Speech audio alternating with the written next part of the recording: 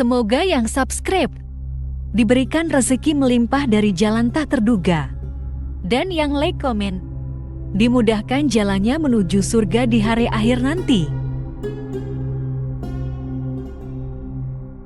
Sesungguhnya Fir'aun telah berbuat sewenang-wenang di muka bumi dan menjadikan penduduknya berpecah belah. Dia bertindak semena-mena, lalim, melampaui batas, lebih mementingkan kehidupan dunia dan berpaling dari ketaatan Rob yang Maha Tinggi.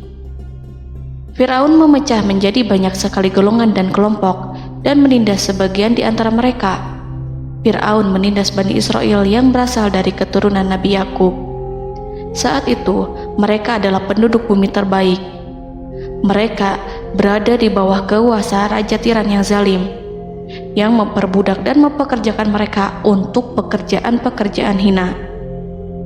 Ada banyak faktor yang melatar belakangi perbuatan raja tersebut. Selain karena kebencian, ada juga faktor ramalan yang beredar pada saat itu. Bani Israel mengalami siksaan dan penyiksaan yang tak terkira. Nabi Musa diutus oleh Allah Subhanahu wa Ta'ala untuk membebaskan Bani Israel, dan telah berulang kali memperingatkan Fir'aun agar membebaskan kaumnya. Namun Fir'aun tetap bersikeras dan menolak. Suatu hari Allah Subhanahu wa Ta'ala memerintahkan Nabi Musa untuk kembali kepada Fir'aun dan menunjukkan mukjizat. Di sana Nabi Musa menunjukkan beberapa mukjizat, termasuk mengubah tongkatnya menjadi ular raksasa dan di tangannya mengeluarkan cahaya. Namun Fir'aun tetap ingkar, dan dari situlah awal mula kehancuran Fir'aun dan pengikutnya. Tentang bagaimana detail kisah lengkapnya serta kelanjutan nasib Fir'aun, dari mana awal mula keangkuhan Fir'aun sampai mengakui dirinya sebagai Tuhan, serta dari mana sumber kekayaan Fir'aun yang sampai penasihatnya saja Qorun bisa membangun istana megah, akan dibahas lengkap di sini.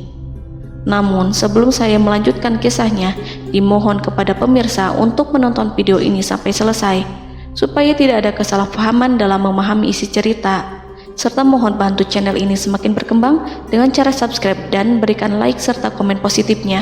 Semoga bantuan pemirsa sekalian menjadi amal jariah dan bernilai pahala di sisinya. Bismillahirrahmanirrahim. Fir'aun menguasai seluruh negeri. Seiring dengan makmurnya negeri Mesir, kekuasaan Fir'aun semakin hari semakin bertambah. Fir'aun berkuasa tanpa ada yang berani menentang, dan dia membuat keputusan sesuka hatinya. Bahkan dengan kesombongannya, dia sampai berani mengaku sebagai Tuhan. Gelar Fir'aun Raja Mesir kuno punya pengaruh besar yang diyakini sebagai seorang yang bertanggung jawab untuk melindungi dunia pada saat itu. Fir'aun bukanlah nama seseorang, melainkan sebutan dalam Al-Quran yang merujuk pada seorang Raja Mesir yang sombong, suka menindas, dan sering melampaui batas, yang hidup ketika Nabi Musa alaihi salam bayi sampai dirinya dibinasakan oleh Allah di Laut Merah. Fir'aun merupakan sebuah gelar bagi raja-raja Mesir yang muncul di era New Kingdom. Pendapat Syekh Abdurrahman As-Sadi mengatakan bahwa Fir'aun merupakan gelar yang diberikan kepada raja-raja Mesir, sebagaimana Raja Babil disebut Namrud, Raja Habasyah disebut An-Najasyi, Raja Yaman disebut Al-Qil, atau Raja Persia yang disebut Kisra, penguasa Roma yang dijuluki Kaisar. Sebutan Fir'aun dalam Al-Quran ini menjurus pada Raja Mesir yang hidup pada tahun 1527 sampai 1407 sebelum Masehi. Fir'aun dikhususkan untuk menyebut penguasa Mesir yang membangkang dan tidak beriman kepada Allah Subhanahu wa Ta'ala, sedangkan yang beriman kepadanya dikenal dengan nama Malik, yang saat itu hidup di zaman Nabi Yusuf alaihi salam. Sebagian ahli sejarah mengatakan bahwa penguasa Mesir pada masa Nabi Yusuf disebut Al-Malik atau Raja, tidak disebut Fir'aun, karena kedua penguasa ini berbeda asal daerahnya. Penguasa Mesir pada masa Nabi Yusuf berasal dari Mesir pesisir, sehingga mudah untuk menerima perubahan. Sedangkan Fir'aun pada masa Nabi Musa berasal dari pedalaman Mesir yang mempunyai watak dan karakter keras serta kolot. dan tidak mudah menerima orang-orang di luar kalangan mereka. Dari keterangan di atas, dipahami kenapa penguasa Raja Mesir pada masa Nabi Yusuf percaya kepada Nabi Yusuf dan mengikuti agama Nabi Yusuf yaitu Islam, kemudian diikuti oleh rakyatnya. Sebagian ahli sejarah menyamakan Fir'aun dengan Mas'ab ibnu Royan. Ada pula yang menyatakan bahwa Fir'aun anaknya Walid ibnu Mas'ab ibnu Royan dari salah satu kaum Ad. Para Fir'aun Mesir kuno memperoleh kekayaan dan membangun kerajaan mereka yang megah melalui berbagai sumber. Beberapa sumber utama kekayaan dan pembangunan kerajaan Fir'aun adalah sumber daya alam. Mesir kuno diberkati dengan sumber daya alam yang melimpah, termasuk emas, tembaga, dan batu mulia yang ditambang dari wilayah gurun dan lembah. Sungai Nil juga menyediakan tanah yang subur untuk pertanian yang menjadi dasar ekonomi Mesir kuno. Air yang sangat penting ini memungkinkan kota-kota tumbuh di tengah gurun. Lonjakan air dan nutrisi itu mengubah lembah Nil menjadi tanah pertanian yang produktif. Menurut Organisasi Pangan dan Pertanian PBB, petani Mesir kuno adalah salah satu kelompok pertama yang melakukan pertanian dalam skala besar, menanam tanaman makanan seperti gandum, serta tanaman industri seperti rami untuk membuat pakaian. Sungai Nil mengalir ke utara sejauh 4.160 mil dari timur tengah Afrika ke Laut Tengah, yang memberikan Mesir kuno tanah subur dan air untuk irigasi. Untuk memaksimalkan pemanfaatan air Sungai Nil, petani Mesir kuno mengembangkan sistem irigasi cekungan. Mereka membangun jaringan tanggul berbahan tanah untuk membentuk cekungan. Kemudian mereka menggali saluran untuk mengarahkan air banjir ke dalam cekungan, di mana air akan menggenang selama sebulan hingga tanah jenuh dan siap untuk ditanami. Selain itu, Sungai Nil dapat dimanfaatkan untuk mengangkut material proyek-proyek konstruksi. Untuk mendapatkan manfaat dari Sungai Nil, orang yang tinggal di tepi sungainya harus mencari cara mengatasi banjir tahunan sungai ini. Untuk memprediksi apakah mereka akan menghadapi banjir yang bisa mengakibatkan panen buruk, orang Mesir kuno membangun nilometer atau pilar batu dengan tanda menunjukkan tingkat air. Mereka mengembangkan keterampilan dan teknologi baru dari pertanian hingga pembuatan perahu dan kapal. Sungai Nil juga merupakan rute transportasi penting karena memainkan peran sentral dalam peradaban Mesir kuno. Orang Mesir menjadi ahli dalam membangun perahu dan kapal untuk mengangkut berbagai barang, termasuk ternak, sayuran, ikan, roti, dan kayu. Mesir kuno memiliki perdagangan yang berkembang dengan wilayah Afrika Timur dan Tengah serta Mediterania Timur. Perdagangan ini tidak hanya mencakup barang-barang mewah, tetapi juga bahan pangan dan bahan baku. Fir'aun juga memiliki semua tanah di Mesir dan mengumpulkan pajak dari rakyatnya. Raja Fir'aun juga memperlakukan rakyat dengan kejam tanpa belas kasihan. Ia memeras pajak yang tinggi dan menjadikan kaum Bani Israel sebagai budak kerajaan. Mereka juga menerima upeti dari negara-negara yang dikalahkan atau ingin menjaga hubungan baik dengan Mesir. Bahkan Fir'aun juga memiliki proyek konstruksi untuk membangun struktur megah seperti piramida, kuil, dan monumen yang tidak hanya menunjukkan kekuasaan dan kekayaan mereka, tetapi juga berfungsi sebagai pusat administrasi dan agama. Proyek-proyek ini seringkali menggunakan tenaga kerja dari rakyat yang bekerja selama musim banjir. Kekayaan dan kerajaan megah Fir'aun merupakan hasil dari pengelolaan sumber daya yang efisien, eksploitasi sumber daya alam, dan kebijakan ekonomi yang cerdas. Ini semua mencerminkan kemajuan teknologi, organisasi sosial, dan kekuatan politik Mesir kuno. Kekayaan para Fir'aun Mesir kuno memang sangat luar biasa dan telah menjadi topik penelitian dan kekaguman selama berabad-abad. Fir'aun juga dikenal karena kehidupan mewah mereka. Sebagai penguasa Mesir kuno, Fir'aun hidup dengan kekayaan dan kemewahan yang hampir tak terbayangkan, yang mencerminkan kekuasaan dan status mereka. Mereka menghiasi diri mereka dengan aksesoris yang rumit dan gemerlap, serta mengenakan simbol otoritas dan kekuasaan tradisional. Dan Allah memberikan kepada Fir'aun berupa istidratuhul afiyah, yakni hidup sekian lama tanpa pernah merasakan sakit. Allah Subhanahu wa Ta'ala mengaruniai Fir'aun untuk bisa hidup selama 400 tahun tanpa sakit. Tentu, hal tersebut sudah menjadi kehendak Allah Subhanahu wa Ta'ala, maka tidak ada satupun manusia yang bisa menghalangi, bahkan bagi seorang Fir'aun sekalipun yang terkenal dengan kezalimannya.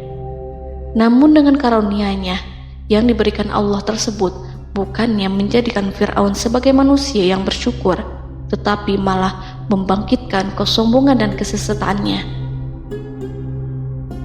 Dan puncak kesombongan Fir'aun juga dicatat Al-Quran sebagai penguasa tangan besi dan manusia yang pernah mengaku Tuhan. Aku adalah Tuhan kalian yang maha tinggi. Quran Surat An-Najiat ayat 24. Fir'aun hidup selama 446 tahun. Selama hidupnya, Fir'aun memiliki tubuh yang sehat dan bugar tanpa pernah mengalami sakit, meski hanya berupa pusing atau flu sekalipun. Fir'aun bahkan tidak pernah merasakan kelelahan.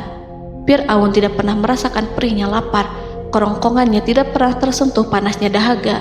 Seandainya dalam semalam saja Fir'aun dilanda sakit berupa pusing atau demam, maka ia akan sibuk untuk mengurus dirinya sendiri dan tidak berpikiran untuk mengaku bahwa ia adalah Tuhan. Hal ini pun dijelaskan dalam kitab Ihya Ulumuddin Al-Qut Al-Qulub oleh Imam Al-Ghazali. Sesungguhnya yang menyebabkan Fir'aun sampai berani mengatakan, "Aku adalah Tuhan kalian yang maha tinggi." Hal ini disebabkan karena ia mengalami masa sehat dalam hidupnya yang begitu lama. Kekejaman Raja Fir'aun diikuti dengan kesombongannya. Ia enggan bersyukur atas kemakmuran yang dianugerahkan Allah Subhanahu wa Ta'ala. Ia justru menjadikan negeri Mesir penuh dengan kemusyrikan.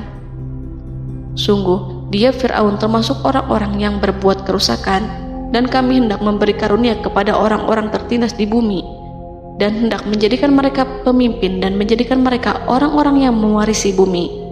Dan kami teguhkan kedudukan mereka di bumi, dan kami perlihatkan kepada Fir'aun dan Haman bersama bala tentaranya apa yang selalu mereka takutkan dari mereka.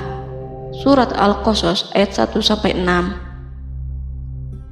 Haman yang merupakan penasihat dan sekaligus pelaksana proyek pembangunan menara untuk Fir'aun yang ikut berkontribusi dalam kesesatan Fir'aun, dan dia juga yang menjadi aktor utama atas kezaliman Fir'aun yang nantinya memberikan nasihat kepada Fir'aun dan mendorongnya untuk menolak ajaran Nabi Musa alaihi salam.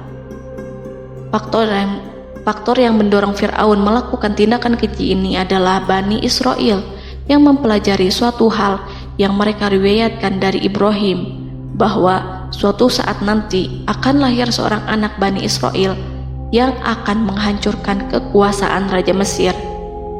Berita gembira ini terjadi saat insiden antara Sarah, istri Nabi Ibrahim alaihissalam, dengan Raja Mesir yang saat itu berniat jahat terhadap Sarah. Namun Allah menjaganya. Berita gembira ini santer terdengar di antara Bani Israel.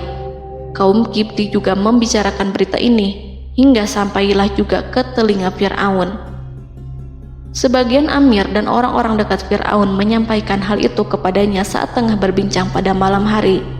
Waktu itu Fir'aun langsung menginstruksikan untuk membunuh seluruh anak laki-laki Bani Israel untuk mengantisipasi kelahiran anak yang dimaksud. Tapi apa boleh buat, kewaspadaan sama sekali tidak bisa menghindari takdir. Suatu ketika Fir'aun bermimpi seakan-akan api datang dari arah Baitul Maqdis lalu membakar semua rumah Mesir dan seluruh kaum Kipti. Namun, api tersebut tidak membahayakan Bani Israel. Saat bangun, Fir'aun merasa takut oleh mimpi itu. Ia kemudian mengumpulkan seluruh paranormal dan tukang sihir. Fir'aun bertanya kepada mereka terkait mimpi itu. Mereka berkata, akan lahir seorang bayi laki-laki dari kalangan Bani Israel yang akan menghancurkan penduduk Mesir. Sebab itulah Fir'aun memerintahkan untuk membunuh anak laki-laki dan membiarkan hidup anak perempuan. Fir'aun sangat mewaspadai agar Musa tidak lahir, hingga menunjuk sejumlah laki-laki dan dukun beranak berpatroli memeriksa para wanita hamil dan mendata waktu kelahiran mereka. Jika ada yang melahirkan anak laki-laki, si bayi langsung disembelih oleh para algojo seketika itu juga. Allah berfirman, "Kami mengilhamkan kepada ibu Musa, susuilah dia Musa. Jika engkau khawatir atas keselamatannya, hanyutkanlah dia ke sungai Nil dalam sebuah peti yang mengapung. Janganlah engkau takut dan janganlah pula bersedih. Sesungguhnya kami pastikan mengembalikan kepadamu dan menjadikan sebagai salah seorang rasul." Surat Al-Qasas ayat 7. Pada saat itu, ibu Musa yang bernama Ayah Rika, ada juga yang menyebut Ayah Zakat, merasakan kesedihan yang amat dalam dan sudah mengantisipasi sejak pertama kali mengandung Musa. Kehamilannya ini memang tidak terlihat. Harun lahir pada tahun ketika hukuman mati bagi lelaki tidak berlaku, sementara Musa lahir pada tahun di mana bayi laki-laki harus dibunuh. Saat melahirkan, ibunya mendapat ilham agar Musa kecil diletakkan di dalam peti yang diikat dengan tali. Rumahnya tepat di hulu sungai Nil. Ia menyusui Musa, kemudian ketika khawatir pada seseorang, ia meletakkan Musa di peti itu, lalu dilepaskannya ke lautan, sementara talinya tetap dipegang. Setelah semua orang pergi, ia tarik kembali peti itu. Namun suatu hari, ibu Musa melepaskan peti itu, tetapi dia lupa tidak mengikatnya dengan tali, sehingga peti berisi Musa kecil itu hanyut bersama aliran sungai Nil hingga melintas tepat di depan istana Fir'aun.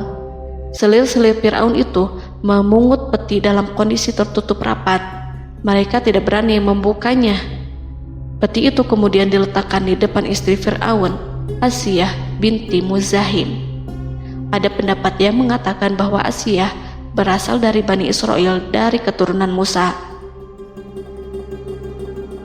Saat membuka penutup peti dan menyingkap tirai penutupnya, Asiyah melihat wajah Musa kecil memancarkan sinar-sinar nubuah kemuliaan. Begitu melihatnya, Asiyah langsung jatuh hati dan sangat mencintainya. Saat Fir'aun tiba, ia berseru, "Apa ini?" Kemudian ia memerintahkan untuk menyembelihnya, tetapi sang istri meminta agar bayi tersebut diberikan kepadanya.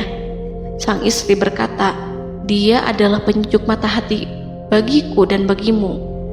Fir'aun menimpali, "Iya, bagimu, tapi bagiku tidak. Aku tidak memerlukan bayi itu." Petaka memang selaras dengan tutur kata. Kata-kata istri Fir'aun, mudah-mudahan dia bermanfaat kepada kita. Allah memberikan manfaat yang ia harapkan.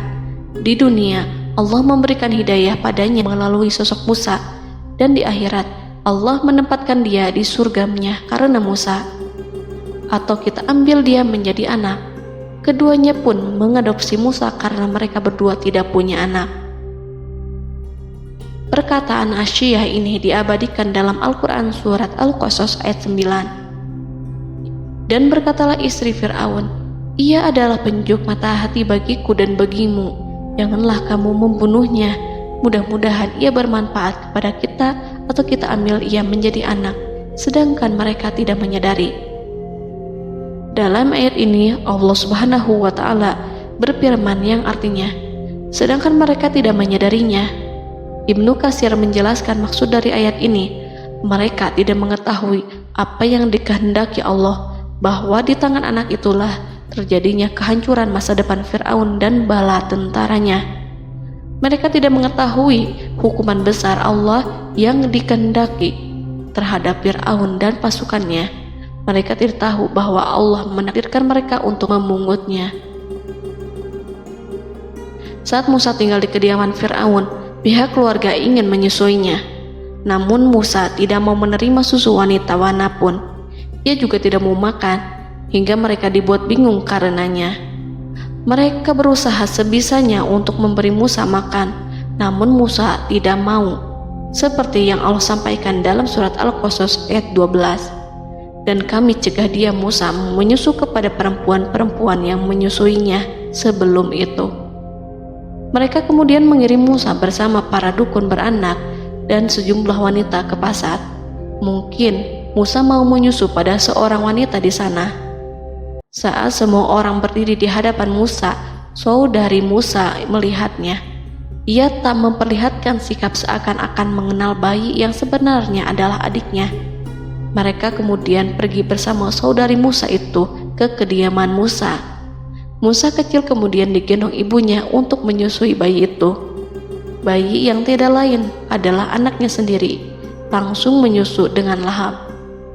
Melihat hal itu, mereka merasa sangat puas dan gembira. Mereka pun melaporkan peristiwa yang sangat menggembirakan itu kepada Asia. Asia meminta agar perempuan yang tidak lain adalah ibunya Musa itu untuk menetap bersamanya dan memohon kebaikan serta kesediaannya. Namun, perempuan itu menolaknya seraya berkata, "Sesungguhnya aku mempunyai suami dan anak-anak yang tidak bisa aku tinggalkan. Akan tetapi, aku siap melakukan jika bayi itu dibawa kepadaku ke rumahku." Akhirnya Asia mengutus ajudan kerajaan untuk menyerahkan bayi itu kepada ibunya Musa untuk disusui secara rutin. Asia kemudian memberikan berbagai macam fasilitas kepada ibu Musa berupa biaya nafkah sehari-hari, pakaian-pakaian bagus, dan beberapa hadiah istimewa yang lainnya sebagai kompensasi upah menyusui bayi itu. Akhirnya Musa kecil kembali ke pangkuan ibunya dan berada di bawah asuhannya. Allah telah menyatukan kembali bayi yang bernama Musa itu dengan ibunya sendiri.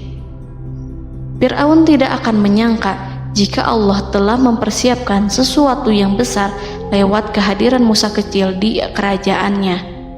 Sang Raja bengis lagi terpedaya oleh banyaknya pasukan yang dimiliki, kekuasaan, dan luasnya kerajaan yang maha agung yang tak terkalahkan dan takdirnya tak bisa ditentang. Allah telah memutuskan bahwa bayi itu yang dia dan pengikutnya waspadai keberadaannya itu hingga dengan bengis membunuh banyak sekali nyawa yang tak terhitung jumlahnya. Padahal anak tersebut justru tumbuh dewasa di kediamannya, di atas kasurnya, memakan makanannya, dan meminum yang ada di rumahnya. Fir'aun sendiri justru mengadopsi dan merawat serta mengasuhnya tanpa menyadari rahasia besar di balik itu. Anak itu yang membuatnya binasa di dunia dan akhirat karena menentang kebenaran yang nyata yang ia sampaikan kepadanya. Nabi Musa tumbuh dan hidup sebagai salah seorang dari keluarga kerajaan hingga mencapai usia dewasanya, di mana ia memperoleh asuhan dan pendidikan sesuai dengan tradisi istana. Allah Subhanahu wa Ta'ala mengaruniakannya hikmah dan pengetahuan sebagai persiapan tugas kenabian dan risalah yang diwahyukan kepadanya. Musa tumbuh menjadi seorang pemuda yang mempunyai fisik dan akhlak yang kuat. Allah anugerahkan kepada Musa kesempurnaan tubuh dan kekuatan jasmani. Musa juga menyadari bahwa dia hanyalah anak angkat, tidak setetes pun darah Fir'aun mengalir padanya, dan bahwa ia keturunan Bani Israel yang ditindas dan diperlakukan sewenang-wenang oleh Fir'aun dan kaumnya.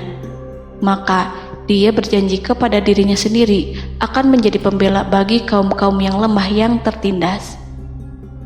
Kekuatan fisik Nabi Musa memang tidak bisa diragukan. Itu terbukti pada saat Nabi Musa mampu mengangkat batu penutup sumur seorang diri, padahal batu itu hanya bisa diangkat oleh 10 orang laki-laki. Peristiwa kedua saat perkelahian antara Bani Israel dan orang Kipti atau kaumnya Fir'aun, suku asli Mesir. Saat orang Israel meminta pertolongan kepada Musa untuk mengalahkan orang Kipti, Musa menghampiri orang Kipti tersebut. Dengan tangan terkepal, Musa meninju orang Kipti dan matilah musuhnya itu. Orang Kipti hanya mati karena pukulan itu. Musa tidak sengaja dan tidak bermaksud untuk membunuh orang Kipti. Musa hanya berniat membuatnya jera. Dan karena peristiwa itulah Nabi Musa pergi meninggalkan Mesir karena Musa takut terhadap Fir'aun dan tentaranya yang akan membunuhnya. Karena jika mereka tahu bahwa Musa membunuh orang Kipti demi membela salah seorang Bani Israel, akan membuat Fir'aun dan pengikutnya mencurigai bahwa Musa memang berasal dari Bani Israel, dan pada akhirnya akan memicu sebuah permasalahan besar. Dan pada waktu yang sudah ditentukan oleh Allah, sekitar 10 tahun Nabi Musa meninggalkan Mesir. Pada akhirnya Allah mengamanahkan dia sebagai seorang Rasul. Allah anugerahkan kepadanya hikmah kenabian dan pengetahuan di usia 40 tahun. Allah perintahkan Musa kembali ke Mesir untuk menghadapi Fir'aun dan mengajak dia mengakui Tuhan semesta alam. Tugas ini penuh dengan bahaya, mungkin bisa membuat Musa kehilangan nyawa, tetapi menuruti perintah Allah itu mutlak baginya. Ditemani oleh saudaranya Harun untuk membantunya membenarkan perkataannya. Lidah Musa cedal karena bara api yang pernah diletakkan di lidahnya saat Fir'aun hendak menguji akalnya setelah menarik jingat Fir'aun hingga berdarah. Fir'aun bermaksud untuk membunuhnya. Asia mengkhawatirkan Musa lalu berkata, dia masih kecil. Fir'aun kemudian menguji Musa dengan meletakkan buah dan bara api di hadapannya. Musa kecil hendak bermaksud meraih buah-buahan, tetapi tangannya dialihkan oleh malaikat. Lalu Musa mengambil bara api dan ia letakkan di lidahnya. Lidahnya cedal karena bara api ini. Musa meminta kepada Allah agar kekakuan yang ada di lidahnya dihilangkan sebagian, sebatas agar kata-katanya bisa dipahami, dan tidak meminta untuk dihilangkan secara total, karena para rasul hanya meminta sebatas yang diperlukan.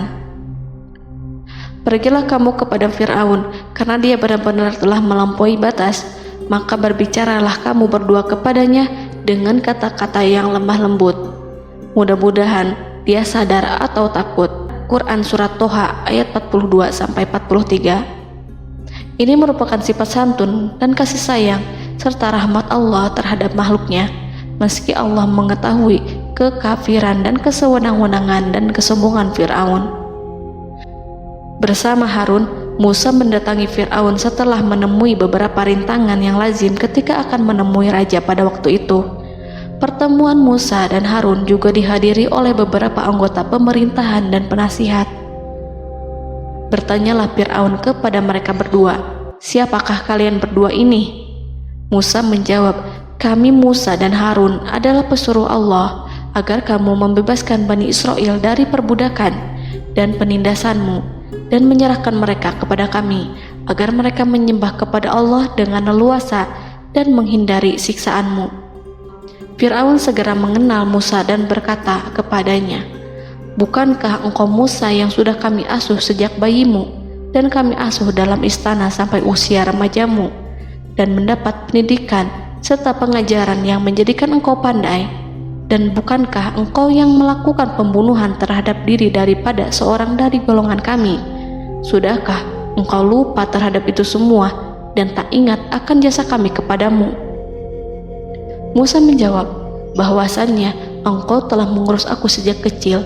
Itu bukanlah jasa yang dapat kamu banggakan, karena jatuhnya aku pada tanganmu akibat dari kekejaman dan kezalimanmu tatkala engkau memerintah agar orang-orangmu menyembelih setiap bayi laki-laki yang lahir, sehingga ibuku membiarkanku mengapung di sungai Nil dan aku dipungut oleh istrimu, sehingga selamatlah aku dari pengejaranmu dan penyembelihanmu. Dan kebaikan yang engkau sebutkan itu sebanding dengan perlakuanmu terhadap sebuah suku bangsa besar, yaitu Bani Israel secara keseluruhan, karena engkau telah menindas dan menjadikan mereka budak-budak untuk melayanimu. Dan mengenai pembunuhan itu merupakan kehilafanku, lalu aku lari darimu karena aku takut kepadamu. Namun peristiwa itu merupakan rahmat dan hikmah yang terselubung bagiku, sebab dalam perantauanku setelah aku melarikan diri dari negerimu ini, Allah Subhanahu wa Ta'ala mengaruniakanku dengan hikmah ilmu dan mengutus aku sebagai Rasul. Maka dalam rangka tugasku sebagai Rasul, datanglah aku kepadamu atas perintah Allah untuk mengajak engkau dan kaummu untuk menyembah Allah dan meninggalkan kezaliman serta penindasanmu terhadap Bani Israel. yang engkau pekerjakan dan perbudak mereka untuk melakukan pekerjaan dan melayanimu. Fir'aun bertanya, siapakah Tuhan yang engkau sebut-sebut itu, hai Musa?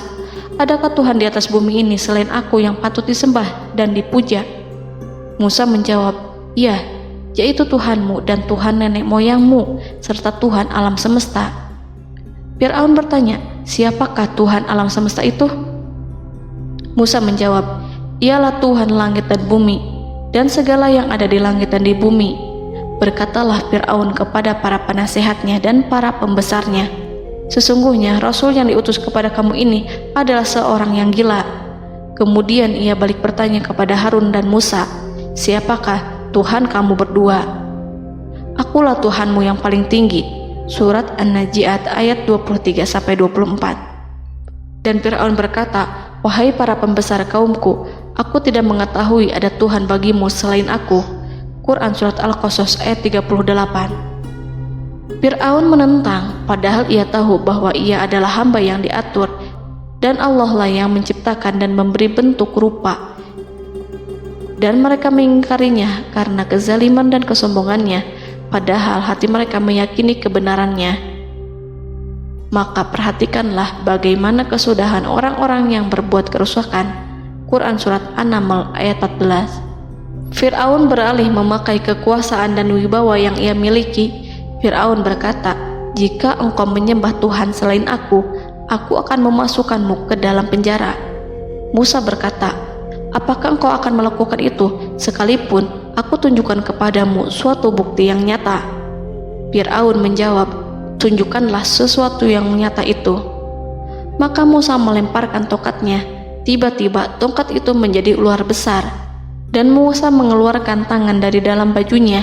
Tiba-tiba tangan itu menjadi putih bercahaya.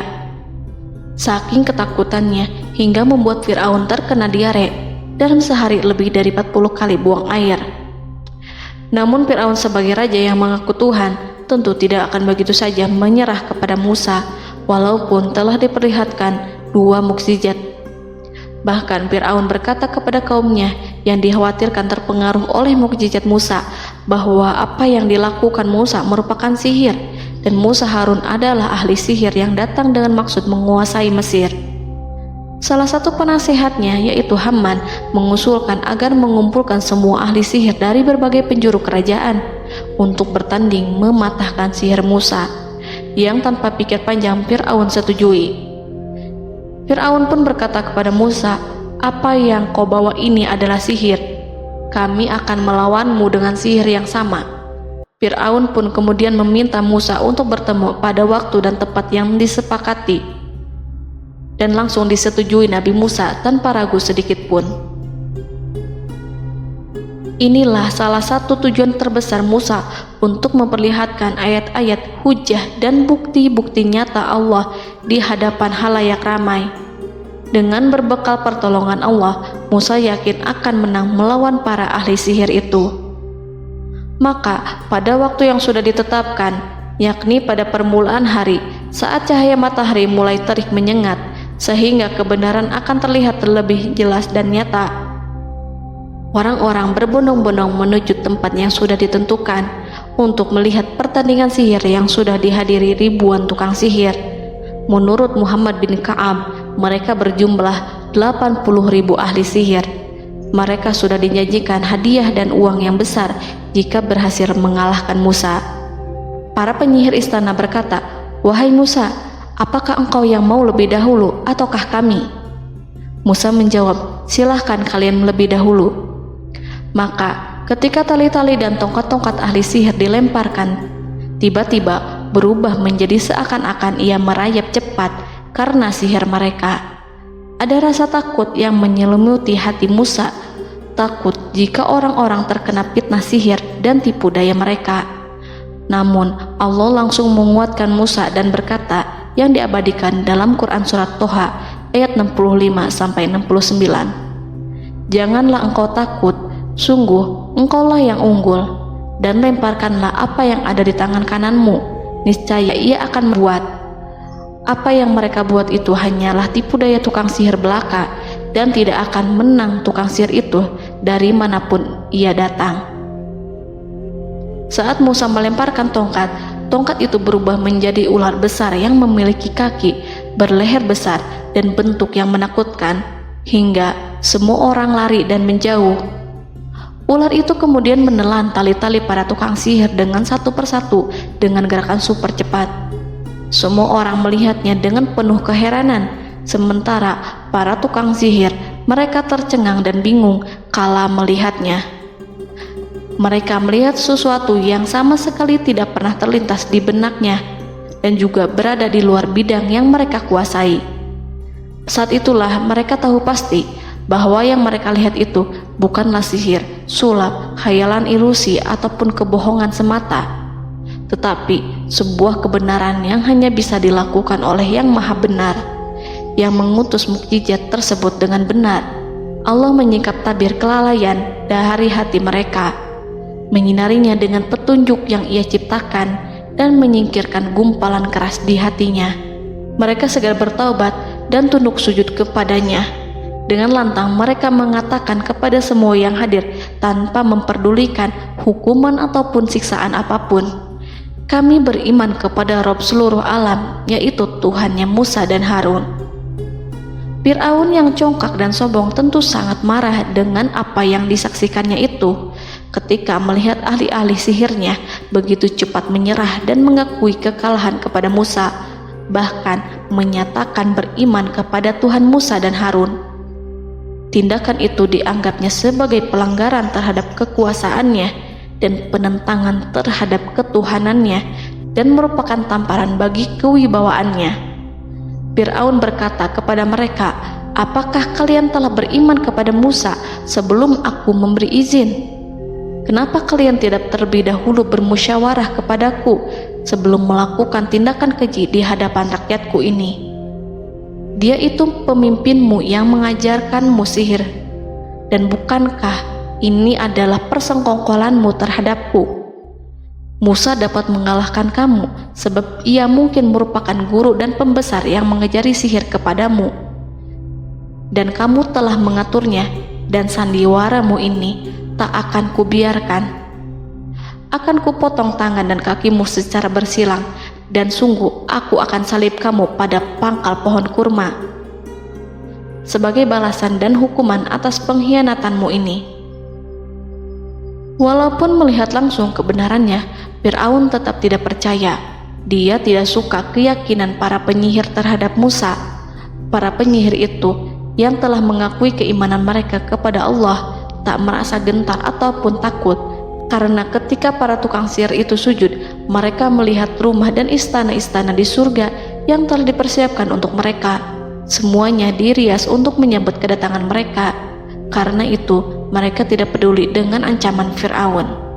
Setelah peristiwa kekalahan penyihir Fir'aun dengan mukjizat Nabi Musa itu, Fir'aun serta penasihat dan para pembesarnya, termasuk Haman, merencanakan penindasan yang lebih kejam untuk kaum Bani Israel dan merencanakan pembunuhan terhadap Nabi Musa. Fir'aun khawatir jika gerakan Musa tidak diapatahkan akan mengancam kerajaan dan kewibawaannya yang mengaku sebagai Tuhan. Walaupun sudah diingatkan oleh orang mukmin dari kalangan keluarga Fir'aun agar tidak membunuh Nabi Musa dan menyeru kembali menuju jalan yang benar dan mengingatkan kepada akibat yang buruk yang akan didapati nanti, namun Fir'aun dan penasihatnya tetap berada pada kesesatan. Sebagai balasannya, Allah menghukum Fir'aun dan penduduknya dengan kekeringan dan penyakit yang bertahun-tahun karena menolak Rasulnya. Mereka dilanda banjir bandang, darah yang bercampur dengan seluruh air yang ada. Setiap kali mereka akan mengambil air, baik air sumur ataupun air sungai Nil, pasti akan berubah menjadi darah segar. Serbuan belalang pun tidak bisa mereka hindari. Belalang menghinggapi tanaman hingga tak menyisakan satupun buah, daun ataupun rumput.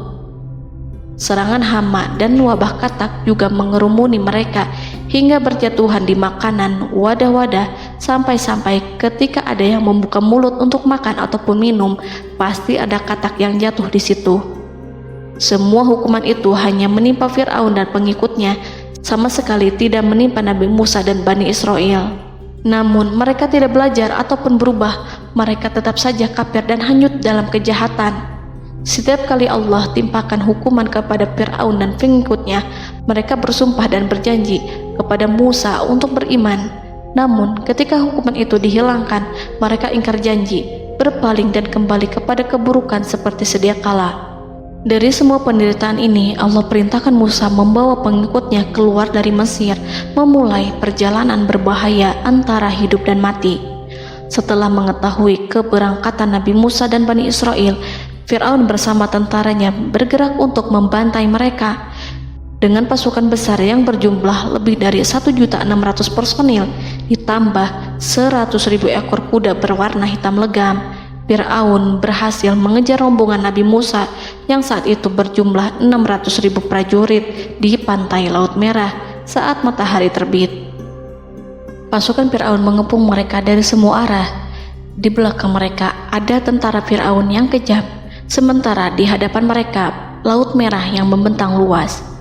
Kala situasi kian genting dan Fir'aun beserta seluruh pasukannya mendekat dengan kesungguhan hati, diperkuat dengan persenjataan, juga dengan amarah dan kedengkian, penglihatan tidak menetap mengarah ke suatu tujuan, dan hati naik menyesak sampai ke tenggorokan. Saat itulah Yang Maha Penyantun lagi kuasa, Rob Arsy yang mulia, mewahyukan kepada Musa, "Pukullah laut itu dengan tongkatmu." Maka tatkala Musa memukulkan tongkatnya ke lautan, laut itu pun terbelah. Air lautan berdiri tegak laksana gunung yang terbelah oleh kuasa yang maha agung, yang bersumber dari zat yang mengatakan kepada sesuatu, "Jadilah," maka jadilah sesuatu itu. Allah memerintahkan angin barat untuk menyapu kerikil-kerikil hitam lautan, hingga dasar lautan berubah menjadi tanah yang kering, yang tidak melekat pada kaki-kaki kuda dan hewan. Allah memerintahkan Musa untuk melintas bersama kaumnya. Mereka segera turun melintas dengan senang. Mereka menyaksikan sebuah hal yang membuat mata tercengang dan memberikan petunjuk pada hati orang-orang yang mukmin.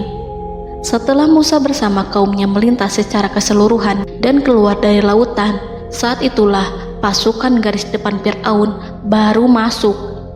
Saat itu Musa bermaksud memukulkan tongkat ke lautan agar kondisi laut kembali seperti sedia kala, agar Fir'aun dan pasukannya tidak bisa mengejar.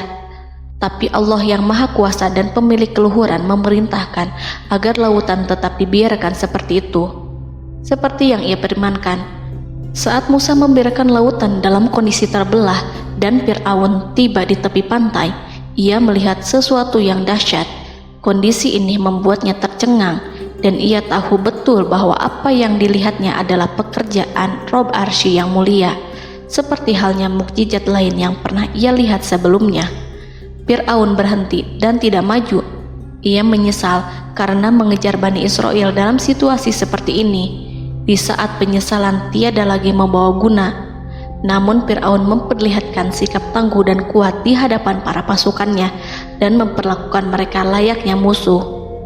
Jiwa kafir dan watak Fir'aun mendorong dirinya mengatakan kepada kaum yang ia perdaya hingga patuh dan mengikuti kebatilannya, "Lihatlah bagaimana lautan ini terbelah agar aku bisa mengejar budak-budakku yang melarikan diri dari kekuasaanku, menyimpang dari ketaatanku dan meninggalkan negeriku." Fir'aun bersembunyi di barisan belakang dengan harapan ia bisa selamat, tapi mustahil ia bisa selamat. Fir'aun terlihat maju mundur. Dan pada kesempatan itu, Jibril menampakkan diri dalam wujud seorang penunggang kuda perawan, lalu melintas di hadapan kuda jantan yang ditunggangi oleh Fir'aun. Kuda yang ditunggangi Fir'aun meringik menghampiri kuda yang ditunggangi Jibril. Fir'aun kemudian masuk ke dalam lautan hingga mendahului kuda dengan tangkas dan cepat. Fir'aun tidak pun hindari mara bahaya dari dirinya ataupun mendatangkan manfaat. Mereka segera menyusul hingga semuanya berada di lautan. Setelah bagian depan hendak mencapai tepi, Allah memerintahkan Musa melalui wahyu untuk memukul lautan dengan tongkat. Musa memukul lautan dengan tongkat. Lautan kembali menyatu seperti sedia kala dan menenggelamkan mereka semua. Tak seorang pun yang selamat. Allah menggambarkan tentang bagaimana Fir'aun didengkot orang-orang kafir Kipti tenggelam. Gelombang besar sesekali turun dan sesekali naik membawa Fir'aun. Bani Israel melihatnya dan juga pasukannya. seperti apa siksa dan petaka besar yang Allah timpakan kepadanya dan juga pasukannya, agar Bani Israel senang dan lega. Saat Fir'aun menyaksikan kematian dan mulai sakarat, ia kembali kepada jalan kebenaran dan bertaubat, serta beriman pada saat keimanan tiada lagi membawa guna. Seperti yang Allah sampaikan dalam ayat yang lain, sesungguhnya orang-orang yang dipastikan mendapat ketetapan Rabb-Mu tidaklah akan beriman meskipun mereka mendapat tanda-tanda kebesaran Allah hingga mereka menyaksikan azab yang pedih. Quran Surat Yunus ayat 96-97. Seperti itulah Musa mendoakan keburukan pada Fir'aun dan golongannya agar harta benda mereka dibinasakan, hati mereka diikat sehingga mereka tidak akan beriman hingga melihat siksaan yang pedih, yaitu ketika keimanan tidak ada lagi membawa guna bagi mereka, sekaligus sebagai penyesalan bagi mereka. Allah berfirman kepada Musa dan Harun saat keduanya mengucapkan doa tersebut, sungguh telah diperkenankan permohonan kamu berdua. Quran Surat Yunus ayat 89.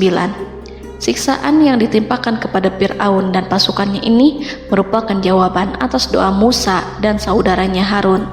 Dalam hadis riwayat Imam Ahmad, Rasulullah Shallallahu Alaihi Wasallam bersabda, saat Fir'aun berkata, "Aku percaya bahwa tidak ada Tuhan melainkan Rabb yang dipercaya Bani Israel," Jibril berkata kepadaku, "Wahai Muhammad, andai kau melihatku saat mengambil pasir lautan, lalu aku sumpalkan ke mulutnya karena khawatir jika rahmat menghampirinya."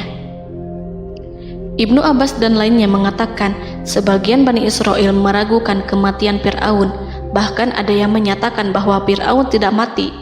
Allah kemudian memerintahkan lautan untuk mengapungkan jasad Fir'aun. Menurut pendapat lain, Fir'aun terangkat ke permukaan air. Ibnu Abbas dan lainnya mengatakan, sebagian Bani Israel meragukan kematian Fir'aun, bahkan ada yang menyatakan bahwa Fir'aun tidak mati. Allah kemudian memerintahkan lautan untuk mengapungkan jasad Fir'aun. Maka pada hari ini kami selamatkan jasadmu, yaitu dengan mengenakan baju perang yang dengannya kau dikenali, agar engkau dapat menjadi pelajaran bagi orang-orang yang datang setelahmu, yaitu agar kau menjadi bukti bagi Bani Israel atas kekuasaan Allah yang membinasakan Fir'aun. Karena itu, sebagian salaf membaca, kemungkinan yang dimaksud adalah kami menyelamatkan jasadmu beserta baju perangmu agar kau menjadi pelajaran bagi orang-orang setelahmu dari kalangan Bani Israel, dan mereka tahu bahwa kau telah binasa. Wallahu a'lam.